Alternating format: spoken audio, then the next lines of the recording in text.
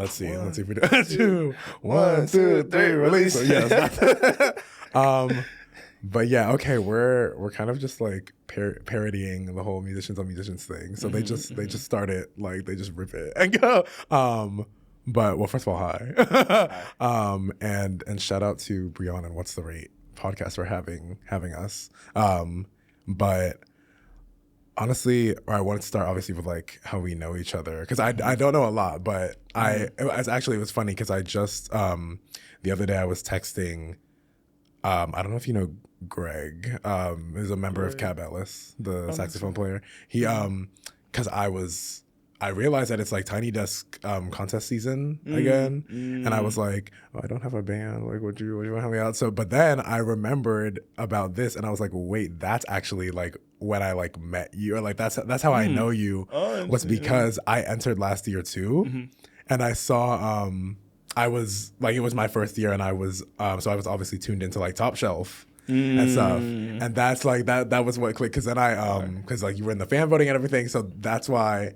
And then when we actually did meet in person, I was like, wait, this feels like really familiar. Let me just be cool, you know? But that was, it finally like all like gelled together for me. When we actually officially met was at Ravon's room. No, that was a good day. I feel like we immediately gelled, you know, matching birthdays. Literally. That was in like a couple of days. We were both going to the Raven Lenae concert. Yes. Yeah, that was a good time. I think everyone performed like 2 songs. Yeah, everyone did. Yeah, everyone did 2 songs. That was, and actually about that, I saw him the other day too. That was like I told him, or we were at what was it? KTO Kids Takeover. They were having an event featuring Gunnar Stahl. This like their first event in probably like 2 years or something, I've heard. I don't know. But I was with one of my friends, Isa, and his manager Eli were there, and I was saying that was on a complete whim. I don't think anyone knew that besides like me and Ravon and David. But he texted me, for context, David the Tragic, everybody listening. He called me at like 30 minutes before it was going to start. And he was like, hey, Ravon is like, he didn't even say what it was. He was like, Ravon is hosting a show in his apartment. You should just like come through and show face. And then I'm like, I don't know anybody there. I'm just like sitting around. And then we had met a few times, but I knew that he didn't like remember me. So he came up to me and he was like, oh, hey, do you have something that you want to perform, whatever? And I was like, sure. Like, I have like performance tracks on my phone. Like, sure, I can do it. And he was like, yeah, just like airdrop it to me. And that, very, very grateful for that moment, because little did I know that was gonna like vastly like expand the network and like meeting everybody. But it was honestly, that day was such a like diverse group of artists. No, that was really cool. I mean, you played it off very well. You seemed very prepared, you know, good performance. You know, it was fun. And then, speaking of this Diabolical Discs tour and everything, this is, correct me if I'm wrong, the New York stop, that's on Sunday. This is the first time that you're on. I wasn't tracking the schedule. On the Diabolical. Yeah. Okay. It's the only one I'm on. How did that all like come about? Yeah, Ravon just hit me up. That's what you want to do this? I was like, like it. Yeah, I think it's really cool to like get to, I guess, be part of an emerging scene now, with getting to see, like, you know, obviously he's on the bill, David the Tragic,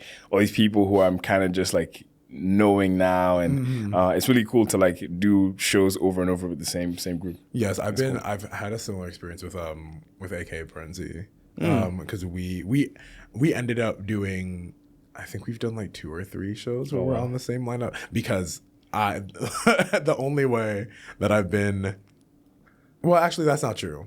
That's just telling myself short. I was gonna say the only way I've been getting booked, but no, one of the many ways I've been getting booked is his manager, Carolyn. Like I don't even remember. Oh, it was, okay, again, connecting to Ravon, I went to the last like I think it was Ravon's World was the concert series at Rabbit Hole, rest in peace. And I showed up early, and I was just like examining. I was like, that person looks like they're in charge. Like, so let me talk to her.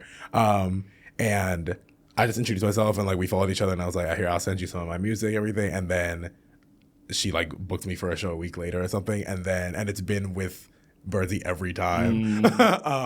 But yeah, I love the like that. It's kind of like, I don't know what it's akin to, like play cousins kind of, or like you just like, you know that, because like I think, or I don't know if you can relate, I'm always nervous a little bit before every show. Like, right, I was just telling Breonn that I saw a clip of Jill Scott, like I don't know what festival it was, but she was about to go on stage, and you can hear like people like calling for her and cheering for her, whatever, and she's just like doing deep breaths and like right before she walks up, like completely ignoring everybody, just like and like I was like, that's how I feel like every time, right? Because as soon as you get on, it's fine, but it does, I feel like it helps. The anticipation is always yes. But I feel like it helps having like knowing that you know someone else that's on the lineup, because like even if you're both nervous, you're nervous together, but I feel like it also eases it. I don't know what your experience is. I feel like that's interesting. I think I was definitely earlier on, like I used to get nervous like all the time before shows. I think until I bombed. I bombed like pretty much, I think my second show ever. Okay. Like terribly. Like how did you? It was okay. Let me learn. No, I can relive it. You know, I've grown as a person. I can. True. I'll set the stage. So I had just met my manager Dennis, like that summer. I think this was like 2022. And he invited me. His family was like going to Martha's Vineyard for like a week on vacation. Okay. So he invited me out there with them. We would like shoot content, and then he also got asked to DJ this party. Martha's Vineyard. Yeah, at Martha's Vineyard, and it's like it's an all white party. It's all like black people, like black kids, like all white, exactly. Yes. College age, like Ivy League, like Mali and Sasha Obama were there. Like it was probably like 300 people. Mind you, like I've only performed for like 20 people ever. Oh no! So I was like, okay, like I'm going through it. And beforehand, my friend asks me to take a shot with him to like, calm the nerves. Yes. I didn't know you're not supposed to do that before singing. Oh, like, I do that every time. Really? It opens me up a little bit. That's so interesting. Cord. Well, it did not do that for me. It did not do that for me. It got to the... So actually, before I went, this other guy went, this guy Alaman, who's like a really, really good performer. And like he's killing it. He sings 2 songs, I sing 2 songs. He sings... He's dancing with the crowd, like people are vibing, everyone's engaged, like great vibes. Yes. And then I have to follow this. So then like, he finishes it like, no, Black Hibiscus. I get on, my heart is pounding out of my chest. And I had practiced like with Dennis, like playing the tracks, like even in front of other people, like everyone's like, oh wow, you sound so good, blah, blah, blah. I was like, yeah, no, I got this. I hit that first note, boom. That first note does not land how I thought it would land. And it's just downhill. And it's like everyone can sense that like I'm not in it. Like, you know when you're watching a performer and it's just like hard to watch? Yes. And so you kind of just like, you just look away. Like everyone kind of disperses slowly. A few people stay and watch it, but it's like, and that was my first ever like real show, and I bombed it. But I think, and then I lived. And there was, you know what I mean? Like, I think getting to experience that early on was a good like, yeah, that'll happen. Maybe it hasn't happened since, but like it could happen again, you know. And if it does, like I'll still live, you know. That's true. So I think it definitely helped with the nerves. I'd get nervous only about talking. Like I have no doubt, like I get on stage, I can sing, I'm gonna be good, like everyone's gonna have a good time. But like having to introduce myself, like I'm Black Hibiscus, how are you guys doing, blah, like, all that stuff, that like kills me every single time. Yeah, no, I feel the same, and I have a little hack that I like when I completely, I don't know how I came up with, I guess the nervousness made me come up with it, but I have my song, which was performed at Ravon's room. That was the first one. Yeah. I think I did it there. The first lyric is feeling persuasive. So then I start, like, I normally like to put it as my first song because I can be like, hi, how are you all feeling? Good? Okay, well, now that I know how you're feeling, do you want to hear how I'm feeling? And then I'll go feeling persuasive. And then, like, that's like that will like rip the Band-Aid off, and then once the song is done, then I can like I'll feel better about introducing myself. But I'm still working on all, like, I mean, there are people like Burnsy, like and Cabela's too, the like performance stuff. I'm really like intrigued by erratic performance styles. Like I was just on a trip over the weekend to celebrate my friend Gino's birthday, and I don't remember which night it was because we got like drunk as hell, but we were like just like all dancing to whatever song came on, and Deja Vu, Beyonce and Jay-Z came on, and that like that performance where she's like writhing on the floor, that is one of our like favorite things to reference in the group. And like it's stuff like that. I feel like that's kind of or that performance, and also the origins of that performance being like her heavy Tina inspiration and everything, like all of those types of things are like really captivating to me. And I feel like with the ability to just, that's like the peak of like throwing all of your nerves away. And like, cause Bertie will like, when we're at Heart Bar, like we'll hop up on the side ledges and like swing from the lights and everything, like go on the ground, and like I think like almost moon to the audience, like like I'm just like, you have like no like no inhibition, like you have no inhibition, like the like whatever fear is holding back is like gone, and that like and then when it's time to like just do crowd work and introduce himself, like it's so easy. And he like he can go on and on, like just like talking to, I don't understand. I'm like, the last time I was in this building, it was for a networking event, and I literally just like, I pretty much just sat there for the entire time, just because like the talking to people is just such a it's not, we're working on that. But I mean, I know that performance is gonna definitely help with that. But well, speaking of I actually don't remember what made me think of this, but I want to talk about the collab album. Oh yeah, because we were talking about having other people there on the shows with you, but having other people in the studio with you and making a whole body of work with you. I mean, I love it. It's like, it's Sable Hibiscus for anyone who doesn't know. Please go stream it, or we'll find you. But it's, I just like, I admittedly like was, I mean, well, I already knew you, but was introduced to like the two of you together. But I guess like I've been working with like Sterling Cupid on doing some, not like a whole project, but like I'm doing a decent number of remixes on their stuff. So I'm like starting to enter that realm of like having multiple songs on like someone's project. But like what is that entire thing like? Was that just like a hitting each other up one day like we should do an album together, or like it just like naturally flowed? No, this is something we've talked about for years. We like, because I started making music during COVID, during 2020, and Moye and I went to high school together for 1 year. Like he came to my high school senior year, so we met each other that year, and we became very close friends. Obviously, he's Nigerian, I'm Nigerian, and he already made music at the time. So when I decided to make music, like we'd both gone off to college. I went to Georgia Tech, he went to NYU, but we kept in touch. And so when I started making music during COVID, I hit him up like, hey, like what should I do, basically, like how do I go about this? He gave me a lot of advice on like getting started.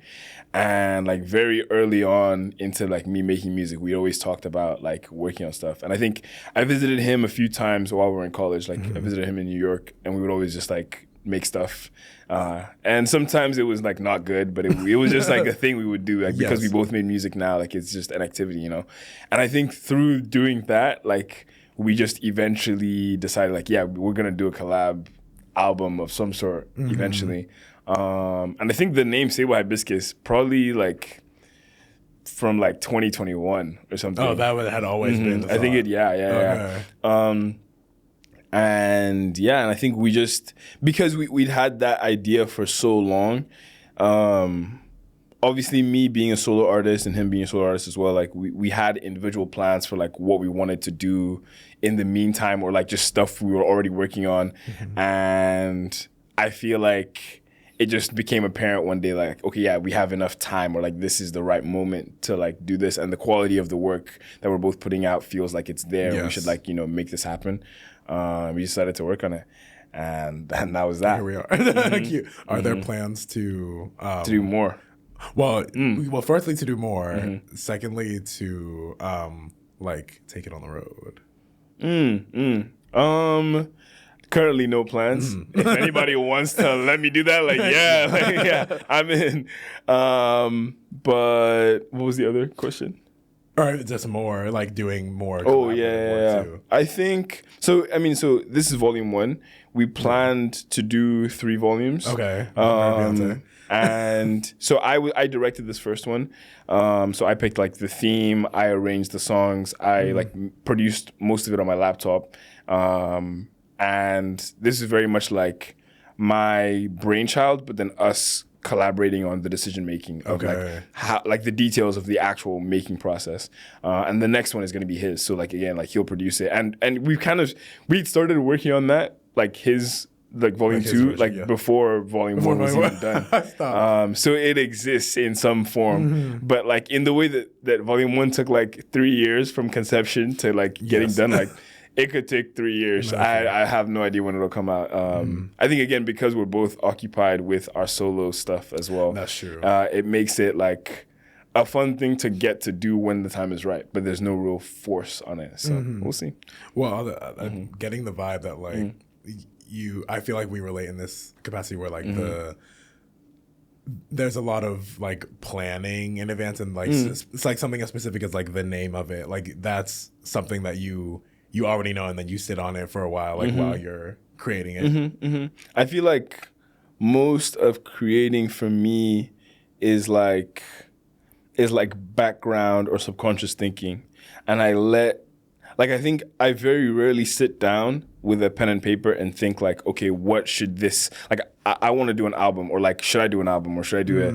I feel like sometimes the idea will pop in, and then I'll just slowly start developing it over time. Like, oh, this thing that I'm thinking of should be like 10 songs long, and this thing could be named this, and this is what the color scheme could be for the outfits, or this is what the visual identity could be. And it just appears over time, and then when it's at like almost like a cup is overflowing, then it's time to like, okay, like sit down and actualize it, like make it happen, and refine it. I'm curious for you, what's that usually like? I actually haven't like talked about it or really articulated it. With me, I do always know the title first before everything else. Or actually, well, that's a little bit speaking hyperbole, but for my last few albums, I think there was, I think I've always done that. Yeah, where the title is figured out first, because my albums, or my music in general, for me is my current form of therapy, because I've had terrible luck finding a therapist. So I use music right now. It's a great way to do it. No, literally. And it's like, it makes me a little bit of money. So how can I complain? But I, like with my most recent album, Can't Afford to Care, I had just come out of making Negative Space, which was like very emotional and everything. And as I was just going through life and like the last bits of senior year of college, I just found myself feeling really down at one point, and I realized these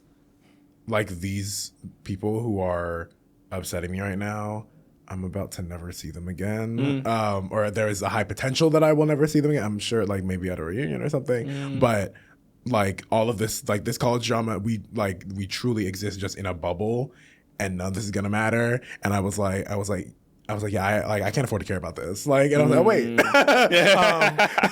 Boom. And it also had a double meaning for me, because I was like, we're all like broke college students, so I literally can't afford. But it's stuff like that. And then the album that I'm working on right now, that I'm not gonna tell you the name of, that is like, I knew that. I made like 1 or 2 songs, and then I knew the title. Just like I can tell like the direction that I'm about to go in.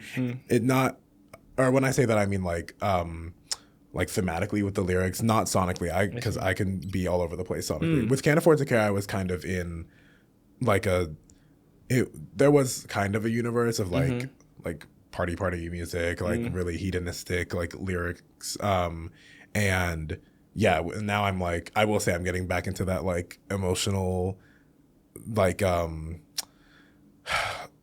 just like the emotional bag and like yeah, more introspective. Thank you. And yeah, but then after, I will like the album name does inform like the ethos, and then from there I'm like, I like the songs that I make, they will make the cut based on if it can like fit the name sometimes. If I feel like it embodies the name, because I like I'm sure you can relate, like the folders of like scrapped versus selected songs for like a project, like the name actually does play a huge part into it, but only the music. With the visuals, because I honestly haven't, this is the first time I'm being really intentional about world building with visuals. Like in the past, it was, I like wanted to like replicate cool things that I've seen, and then with Can't Afford to Care, I didn't film anything because it just like the timing didn't work out, and that might change. But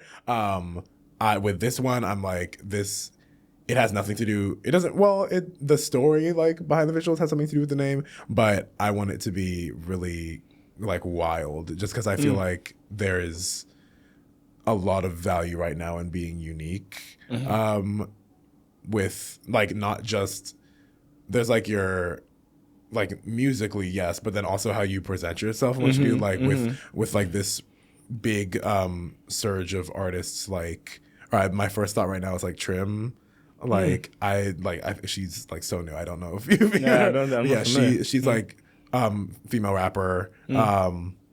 Yeah, no, I hate saying female, but that's the genre apparently. But she's a rapper, and she, like, besides the constant comparisons that they all get, like her, I honestly, at first it was a little silly to me, but then it stuck, and now I do it. Like, the way that she dances, or like, I don't even know if I can call it dancing, but like moving to punctuate her lyrics, like what's her song, Boat, where she's like, I want to talk about that. Like, she just like, it's like kind of like robotic a little bit, but I don't know, it's like, it's visually very stimulating. And then there are people like or like, when even as far back as like someone like Ice Spice, like her like Ginger Fro, that was like her, that's like, that's what we see when we like think about something like that. Like it's and I was talking to my friend Ruby on the phone about like wanting that for myself. I'm like, because I'm trying to figure out how to,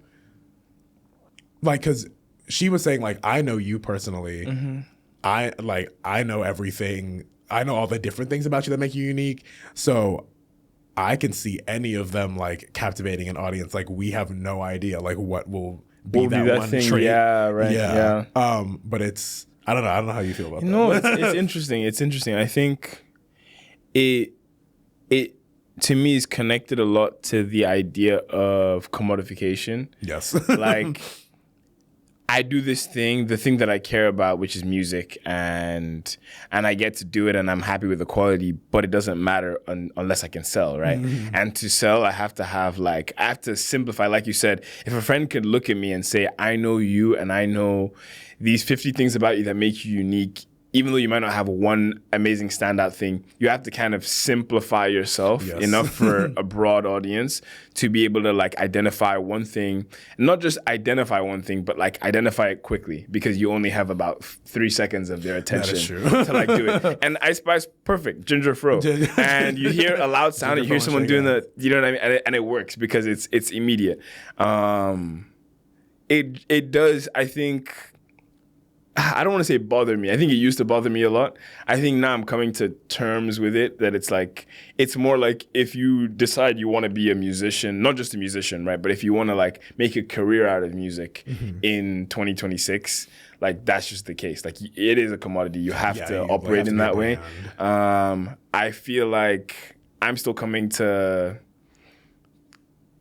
find my footing with like what level of that I'm okay with, because there's also a level of like minstrelsy almost. Yes. Like I don't want to just start like, you know, what's his name? Adam Killer. Okay. You know him with he does the fucking. I'm kind of obsessed with him. No, and I love it. No, he's cool. See, and that one's cool. That one's cool. Yeah, before he got there, hands on knees doing that. It's like sure, I can like look at that TikTok and like it and laugh and move on. Yes. But like, there's also like, I don't know, white kids in Minnesota who are looking at that being like, oh, that's so funny. And like, the reason they're liking it is maybe not the reason I'm liking it. And so there's also an awareness you have to have then of like, okay, if I'm going to simplify myself and I also want to be eye-catching, like,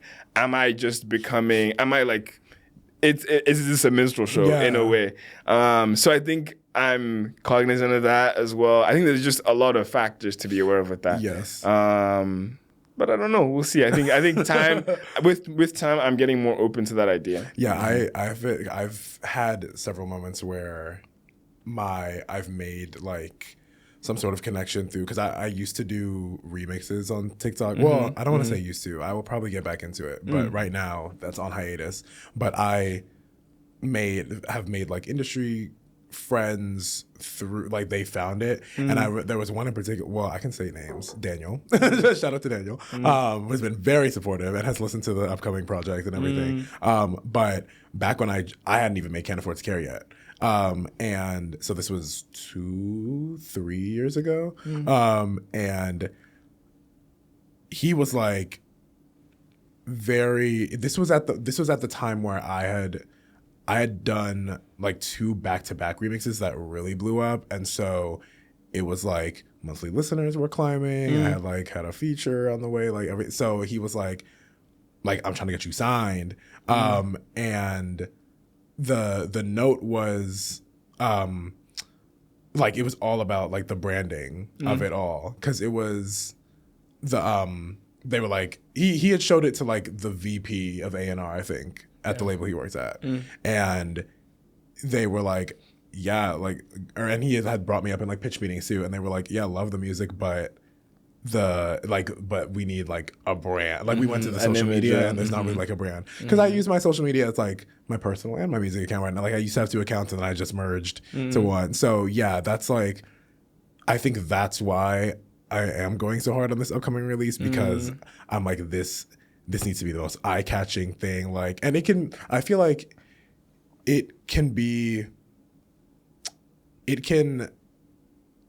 can like hopefully not fall into that like minstrelsy territory with like, because artists like Doja Cat, like that's like who have like eras, like that's kind of what I'm aiming for, is like the, like, you know me as this right now, but the next album will change, I'll completely like right? switch it. Yeah, like you will not be able to like forever associate me with like this one thing. And I guess like even what like an artist like Ice Spice doing now, like she's not ginger anymore. She hasn't been ginger for a long time. Now she's like pink, which is a little funny considering her history with people with pink hair.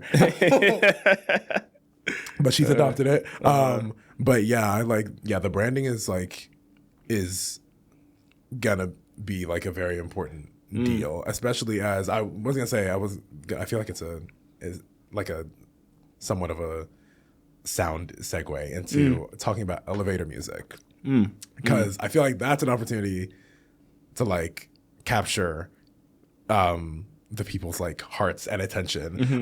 But I literally, it was so funny. I had recently gotten, I like heard about it, but I had seen there was like back-to-back like Miss Milan, Kate Trinata, but like DJs who I really like being on it, and then I was like, oh wait, that's JJ. But like with that, like how does like an opportunity like that, like where you're about to be like in the public, like what in terms of like making myself like stick, I guess, like what is there a mentality around that? Or is it just fun? I think it's a combination. I think obviously it was a really cool opportunity. Like we got asked to do it. Initially, it was for some, and I don't know if I can actually say this, but we can cut it. It was for some collaboration that they were having with Zara. Oh, okay. And they had Arya Starr do like the first one of that like Elevator Music X Zara collaboration, and they asked me to be on it as well. But then that fell through somehow. But then they still wanted me on, which was really cool. I think the first thought that went through our minds was kind of like, okay, you know, we have this project coming up, working with Moye, and we have this whole visual identity of like, you know, it's all black and like contacts and silver jewelry, and like there's just a look associated with it. And I feel like sometimes the legwork will, like the work you do beforehand is the legwork, and like that'll answer the questions for you. So when it came down to like, okay, you know, what song should we play and what should we wear, which is basically all you kind of have to worry about. It became very easy because like we had stuff lined up and we had a rollout planned and we had an aesthetic associated. So it was just kind of like, how do we balance that and that whole look that we want, and like make sure that we don't stick out too much, and we stay within the guidelines of elevator music's aesthetic as well. But yeah, that's fair. And that like that whole the aesthetic that you do have is very clean. Like that, obviously, like there's a direct like connection to the name, but like that did you know like it was always gonna start that way, or did you like fall into that eventually? It's interesting. I feel like the project went through a few iterations initially, and I always knew. I think the first 2 songs. So I always make playlists for projects. Yes, same. Especially for collaboration, right? It just is so much easier to get a point across that like, oh, I want it to sound like this, not quite this, but like sound kind of like this. And initially, I think it was a lot more metal and hip hop focused, which is still present in the project. Yes. But like, I Want You, She's So Heavy by the Beatles, and Dazed and Confused by Led Zeppelin were 2 very important songs. Street Singer by Clearlight as well. And that's all just like very early metal. And then like, I'm trying to think of what was the hip hop associated with that. Low-key, it was kind of hinging on those. And then there's also a lot of Fela Kuti, like high energy, exciting kind of, and initially the theme was war. Okay. So I knew it was going to be a dark sort of something, you know. And I feel like dark green was initially the main color. But as we started making the songs, and also, and this is going to sound hilarious, but Ian's first project, I just really enjoyed it. And the production specifically. Ian as in? Yeah, like white rapper Ian. Okay. Stay with me here. Chill. I was going to say, I'm not laughing. But maybe it's because I thought it was so chill. Like, I'm not the biggest Ian fan. But like that one song. I heard that project. I think specifically the production on that project. Yes. I think gave me this sense of something vampiric. Yeah, that's fair. And at the same time, I watched Nosferatu the Vampire, but the 1979 Werner Herzog version. Okay. And then also Eraserhead by David Lynch. Yes. And just all this really unsettling, dark energy stuff, I think convinced me like that was the direction.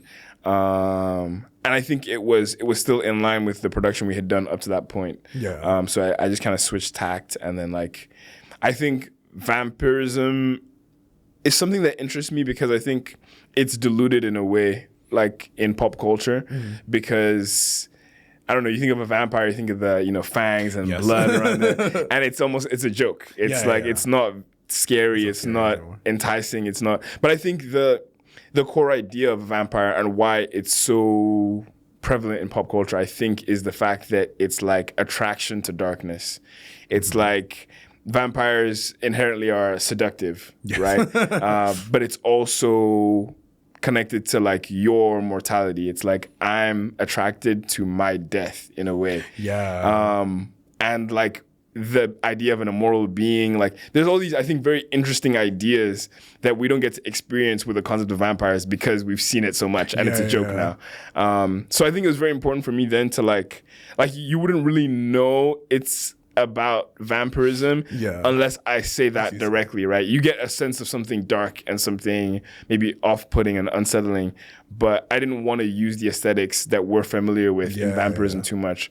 But even certain things like, I don't know if you remember, we did a visual for Phantom Bride, the one with David, and that had the mirror stuff, right? Where like we're each other's reflections, and then we both look at the camera, and like that is a trait of vampirism, like not appearing in a mirror, but like maybe a lesser known aspect of it. So I think we wanted to play with those aesthetics as opposed to like fangs and blood, you know. Yes. Okay, Ryan Coogler, I see you. But no, I will say, knowing now specifically that's vampires, like that makes more sense, because I did get that like supernatural vibe from, especially with like whoever the model was, who was, I don't even remember, the image is not coming out. Ariel? Yes, Ariel, thank you. Yeah, that like that work with her, like creating that character as well. But yeah, I mean, it is funny, like honestly, I'm making the Ryan Coogler jokes, but you low-key did it first. Pre-sinners. It was pre-sinners. But I mean, because I was just talking with my housemate, well, not just my housemate, my dear friend, my dear friend who I've known for like 3 years, Junu. We watched it, and I was saying like it's interesting because it like that the way that like specifically vampires are getting treated right now is like the way vampires are getting treated right now. Very funny sentence. The state of vampire affairs in this country. Like it's that kind of like did bring it back to the roots, and honestly introduce some things that like people might not know about like the like invitation aspect. Like they didn't really do mirrors, but like the like inviting them inside, like and like the hive mind, but it was presented in such a new way. I feel like that's what's been going on in terms of like, I mean, across film, like bringing back the very stereotypical monsters, like with the new Frankenstein, with like but it's all, I don't know, like I don't know how everyone, like y'all's minds work with that stuff. That being said, I'm also I resonate with like the like playing with characters and stuff. That's like where my visuals are leaning, is part of that, like the wanting to be unique with it is like some prosthetics came in the mail the other day. Fire. Some hair came in the mail the other day. I think like, I don't know, I am also attracted. I don't know why it came up for me. I'm trying to, I remember why. Because I'm totally going to give it away. I'm still going to say just save that clip for post. I'm going to like try to describe it as vaguely as possible. But I described with like the album itself is like emotional in terms of we're going back to like relationships. We're not just like romantic. But it was honestly the synthesis for the album was me being like afraid of graduating. But I think in that, like, because of like the space that I was like leaving behind, like the like relationships that existed in that space, like I was there was like one in particular that we like talked, and I had, I don't want to give it away, but I'm gonna say it if I like I can see the gymnastics you're doing right now to like not. So we were discussing like or I had used a term that's like that exists in nature, and I was like realizing that that it actually like can apply on like a storytelling level, like this thing that exists in nature that I like mentally kept coming back to, and I'm like, oh wait, there is a like a creature that is also like tied to this thing that like can exist outside of it, but at the end of the day does need to go back. You're giving me riddles right now. Yeah, that's as much as I can like say. I like that. And like it can exist without it, but it shouldn't. Like over time that will not be very fun. And it's like it has I did a lot of research and like folklore, like really got into it. It's very Italian, I realized that. So but yeah, I love the like renaissance of like creatures and monsters, and I think that like yeah, the music right now is I think about to get darker. Even though it's like spring, summer is on the horizon, but like I think we like had our fill of like the like pop divas and everything, or the new generation of like pop divas. So everything was very like bubbly and bright and party and like I mean love Stateside and Midnight Sun and Brad. I have a Brad tattoo. Like all of that stuff is great. But yeah, I feel like now we're like even an artist like Charlie XCX, like who had that like pop girl moment and now is Wuthering Heights. Like we're getting darker with it again. I mean, society's getting darker. Like, yeah, I think like it's every music is like it reflects, you know. No, I definitely get that. I'm curious. I'll tell you after the camera is cut what I'm actually. I know because now I'm trying to figure it out. I'm curious if the sonic identity of the project for you will also reflect that darkness, because you mentioned you like to keep them separately, like the thematic the sonic. But like, do you feel like it's connected to that? I think no, actually, they're. I think lyrically. Yes, but like the sound of like the instrumentals and the entire song as a whole, I have because since it is about the like various types of relationships. I cover like it's like relationship with like past and future, and like that's like just being me, like with my like my desires and my hopes for the future, and then there's also like family and like family conflict with like it's like pretty minor things this time around, but like just like kind of like feeling bratty, I guess. And then there's like yeah, sexual and romantic relationships, friendships, and like being very grateful for my friends' support, and or even like something as simple as like not even like deep friendships, like just moments of like interaction with strangers. And so that yeah, the vast spectrum of like it's really the core quote that really inspired it was oh, of course I'm blanking on it. It was like perhaps, or the second half is like perhaps love is something different entirely. And I'm like, yeah, well, love does exist in so many forms. Love and relationships exist in so many forms. Like when obviously people go straight to romantic when they think of that, but honestly, like the most amount of love I have right now is like for my friends. Like we say that like every day, like when we're hanging up the phone, and that yeah. So I am. It's not really the music is not really about like how I'm feeling like maybe in like the world as a whole. It is like pretty like me centric because it's about like my various relationships. But yeah, it is there is a lot of like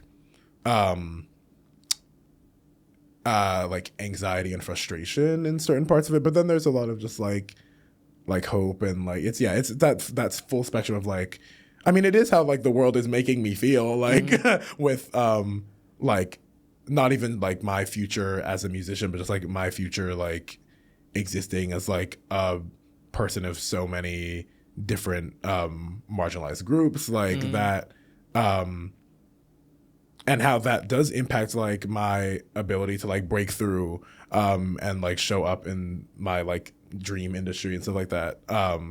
Just because I with the visuals, I am like, I want to like go like pretty balls to the wall with the character and with everything, but I don't want to be like, I do like it when people make the joke of like my favorite genre is like bisexual black men, and I'm like yes, I want to be added to that meme one day. Like that will be like my I made it moment when like one of my albums covers is like in that with like Steve Lacy and Tyler Creator, all that. But I don't want to be boxed into like the like just like being like queer black male rapper. Like I love like Saucy Santana and Kid Ken and all, but like and even someone who's like is a little bit more, well, I don't know if I would say middle of the road, like somehow more mainstream, like Lil Nas X. Like I guess it's more of the sound because his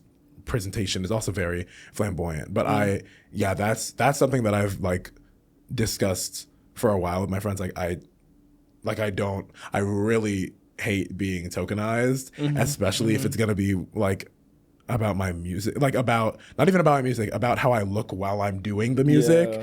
That like honestly, like is like this album isn't like about like it's not about like queerness in any way really. Like, trying to like it just happen like I have like maybe one song that's like but it's it's not really related at all. And so that's part of that balance with the branding again and all of that. But it's so interesting though, because it's like if you talk to any person in the music industry, like they want you to actively do that. Yes. Like, to tokenize your identities as like cultural. Exactly, right? And it's like I get asked that. I feel like on the business side of things, I get asked that constantly. Like, okay, like, oh, you're Nigerian. Like, let's talk about that. Let's like, and it's like, yeah, I'm Nigerian, and I can be proud of that, and I can be, but I can also just exist like, as a person and like do music however I want to, and like your identities. But it's so interesting because then it's like, okay, if you have those 3 seconds to connect with the person, like the easiest way you're gonna connect with the person, like you said, like okay, with bisexual black men, like musicians, like I love them because I connect to them. Do you know what I mean? Yes. But like, it's an interesting thing of then like, okay, how much of that connection is due to like the identity matching that I'm doing there, or how much of that is just like I love the music, which obviously I love the music, but like. It's hard to balance, but I'm with you on that. Like, like I don't want to tokenize that, but you know. But like at a certain point, it's like, well, like ask not what you can do for tokenization, but what tokenization. You know what I'm saying? It's like you know, like there is a happy medium to like cheat the system with it, which I don't really think like. I don't know. Maybe this is me like being young. I don't really think I've seen anybody like do it because like there's like the spectrum of like queer like black men in music is like it's like oh I didn't know they were like someone like Tyler the Creator is like oh he has like Kiss guys too oh okay cool I didn't know that about him and then it's like Saucy Santana has a new wig every day and it's like and I don't think there's. I maybe like Steve Lacy would be the closest because with an album like Gemini Rights like it is a very queer album or it is like a very bisexual album like talking about like experiencing with both sides of like the gender spectrum and but I like that is I feel like no one's really in that middle and I want to try to get in that middle because then that will like do it but on the note of like the identities and everything like with the writing and being in a trans identity like how personal is songwriting for you? That's a good question. I feel like it really depends. I think for me, in creation, I measure my like ability in a certain aspect of creation by how well I can do both of any like two opposites. So it's like if like, you know, introspection and like writing from the heart and writing personally is one end, I feel like I can do that and I can access that when I want, but I also feel like I can like make things up and like create an imaginary world.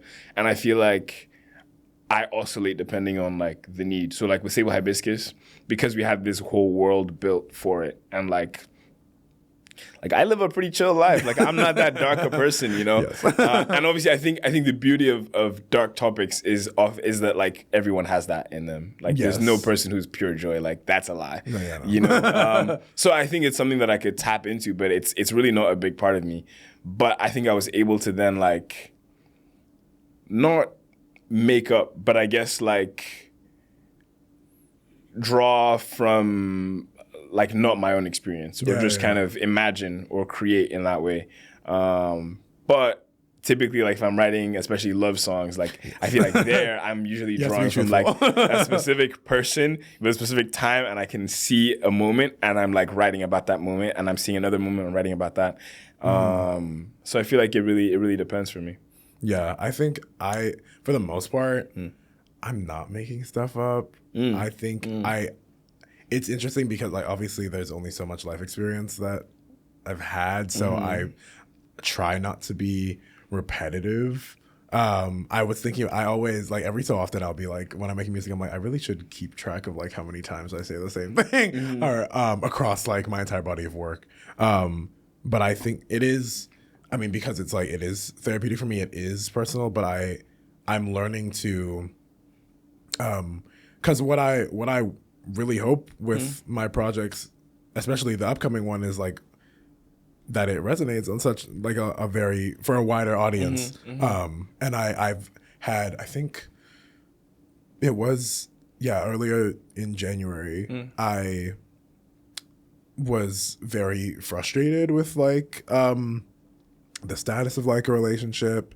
And I was like, well, one day I woke up and I was like, well, I like wrote a song about this before this even happened. And like, I can listen to this. And like, so that's why I'm like finding that balance of like, it is like, if you know the story behind a song, like you know, it's incredibly specific to that experience, but I wrote about it in a way that's general enough to where it resonates. And like other people, you can apply to it. I think there was a video of Dolly Parton talking about I Will Always Love You.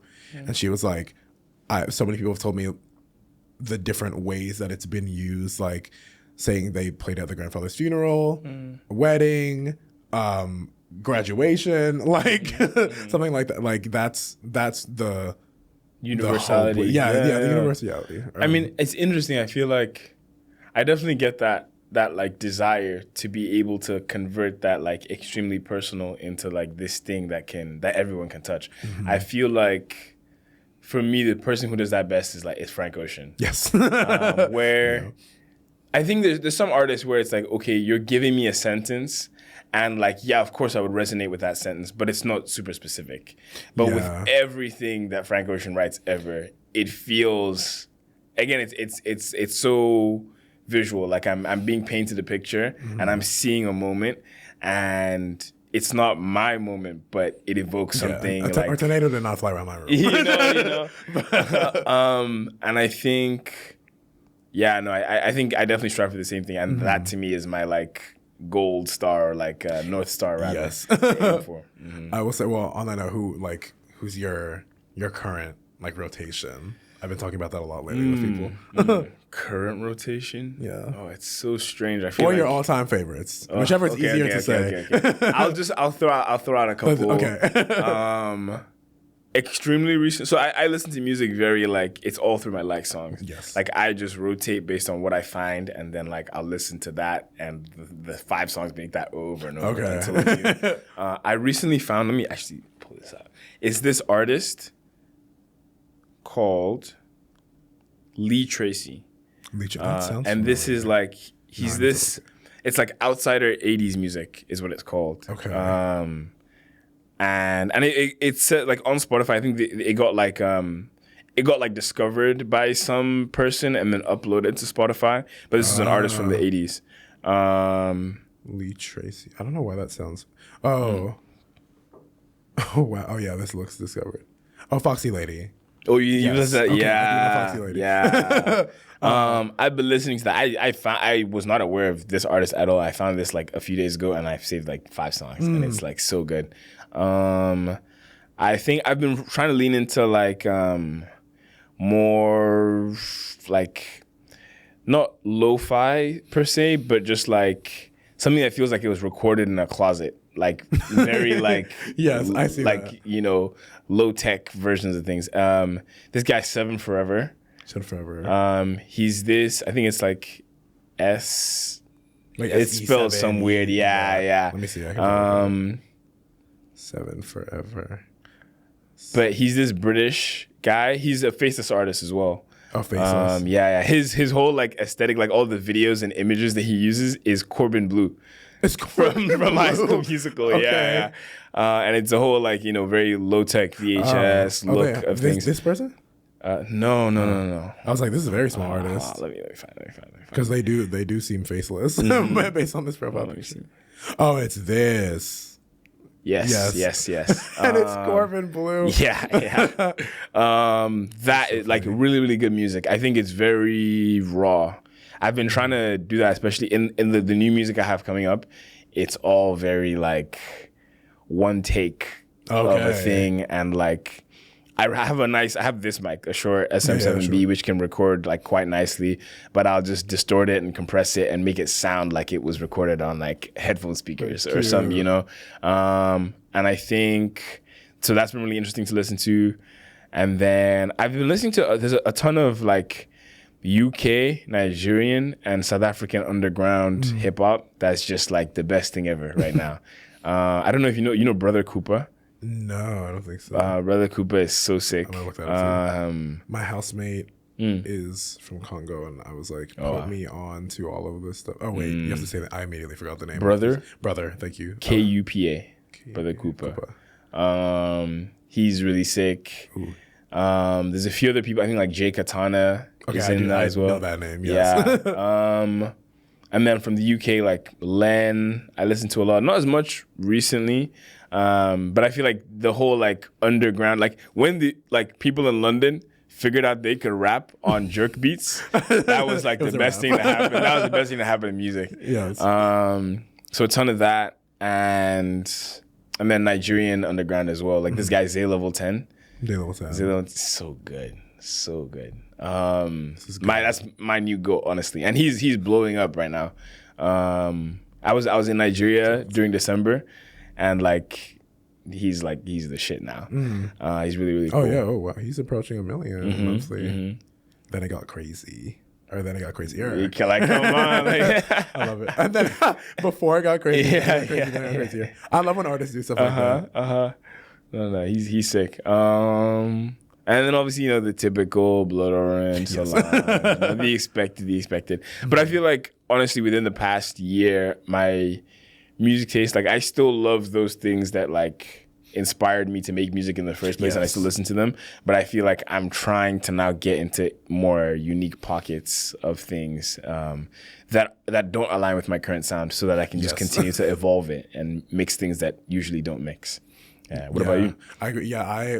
There's with the expected artists like Doja Cat, everyone I think everyone knows that. I mean, if my current music would not indicate it, but big Raven Lene fan. I've seen her probably like 5 times. Oh, wow. Like she's the most out of any artist. I bought Gov Ball tickets, so I can see. I realized I didn't read it close enough. I only bought tickets just for Saturday, but I saw like Slater's performing on Sunday, Lord's performing on Friday. I like completely fell with it. But Slater is also, I feel like that's, maybe that is someone who it would seem that I like consume based on my current stuff. But I've been a fan of hers for like 4 years now. Like I realized I went to see her, I showed my best friend Matthew, I showed him my... That's crazy. Your best friend's name is Matthew? Yes. My best friend's name is Matthew. Keep going. But I showed him, I don't remember what it... Like the I Love Hollywood album, because I mean we knew like the Daddy as Fuck song, like that was her moment. That didn't really like hook me as much, but then Purr and I Love Hollywood, that whole album, I showed him that, and he was like, "Oh, this is really good," and I was like, "Oh, well, she's coming on tour soon, like cheap tickets, why not?" And so that immediately locked it. And then she just got signed, and now her album's coming out in like 2 months. That's like, I'm not familiar. I gotta. Yeah, she's great. I just sent her her like the singles for the album to my friend Emiliano, and so those are like I know no one, like you have to know me to know that I really like Shaka Khan.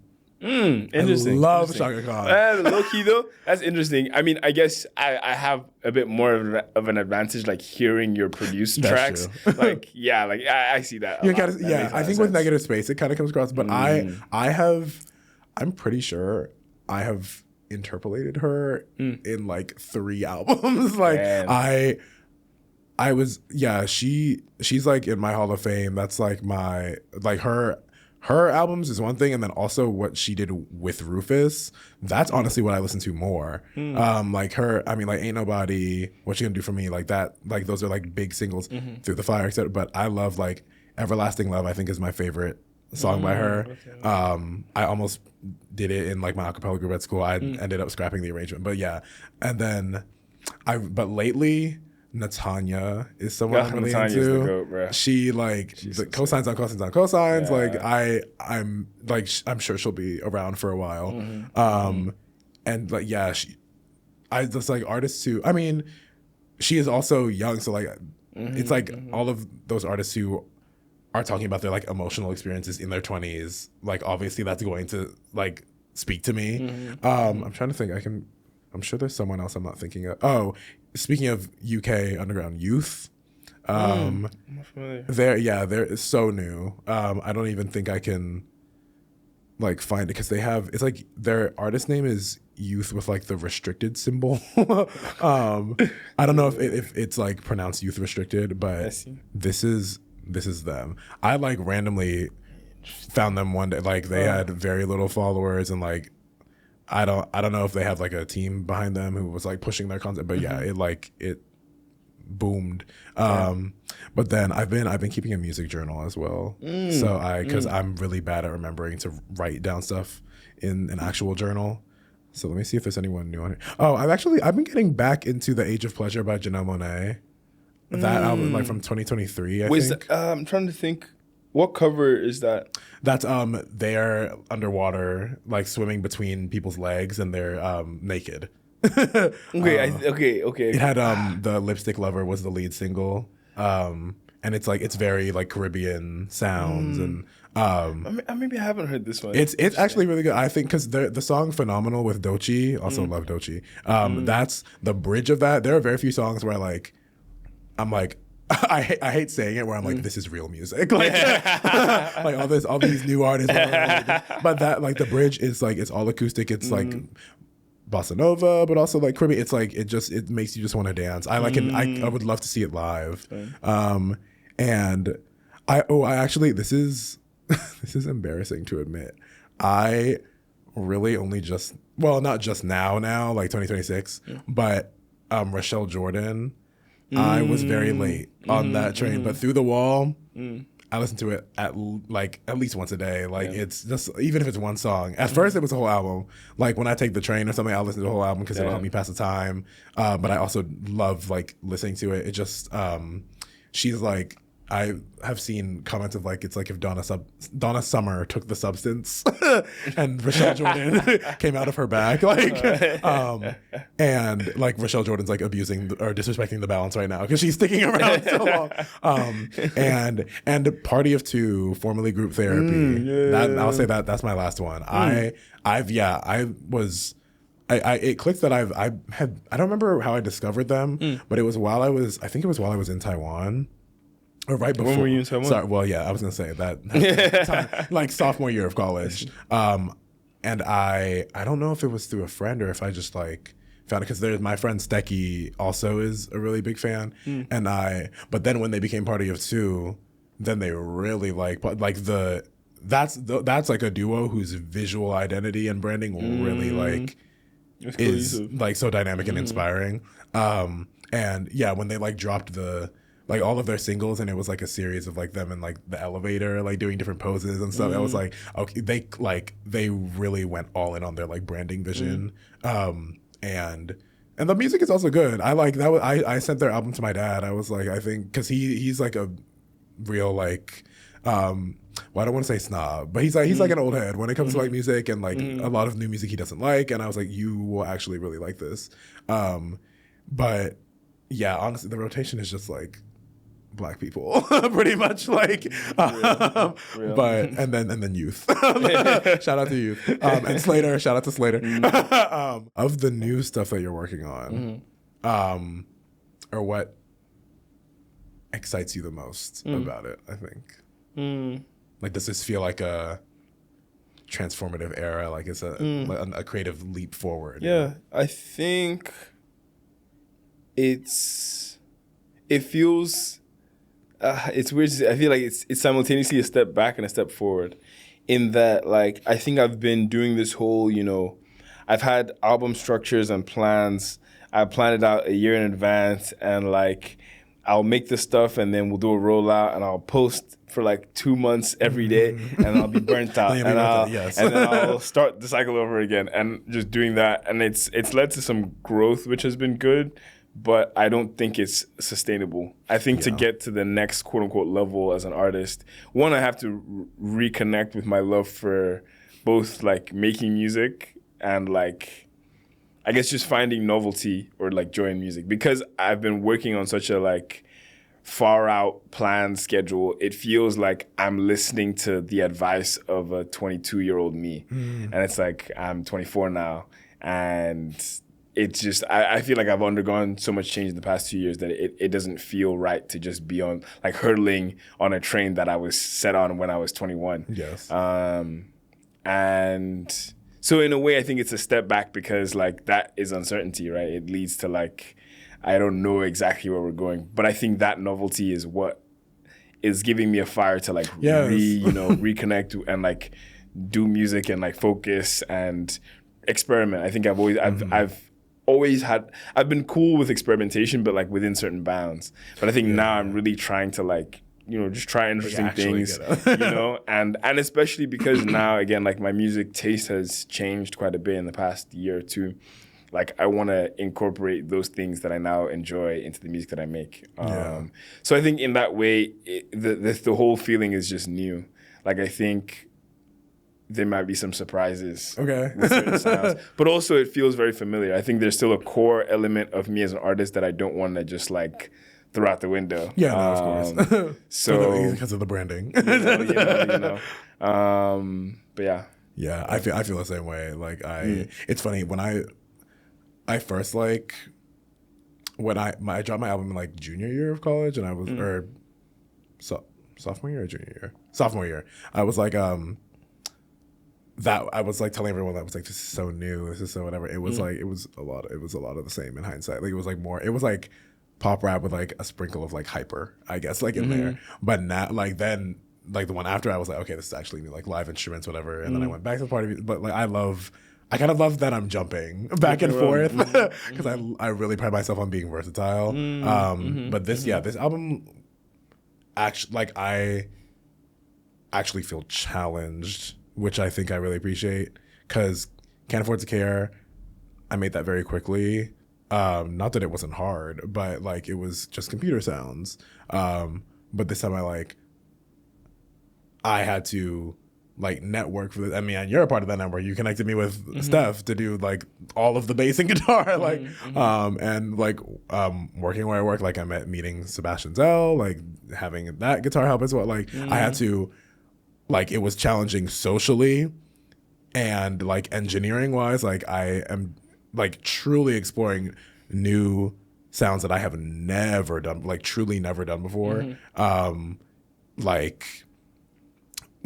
Because of the live instruments, like being like, I also like resonate with you were saying like the sounds that sound like it's a closet or whatever, like for me, like specifically like Clairo, making like a Clairo inspired song, spoiler alert. But yeah, like stuff like that is, like I asked if it feels like a creative step forward, because it definitely feels like a step forward for me too. So I'm glad that we agree with that. But yeah. This was fun. Yeah, I'm glad that I could get to know you more in this in this environment. And now we're about to go do a session. So yeah, on that note, bye everybody. And stay tuned for what we have coming. Thank you again to Breonn at What's the Rate podcast for having us, and to the universe for granting me the luck to win the raffle to do this episode. I was going to ask, how did that come about? I won a raffle.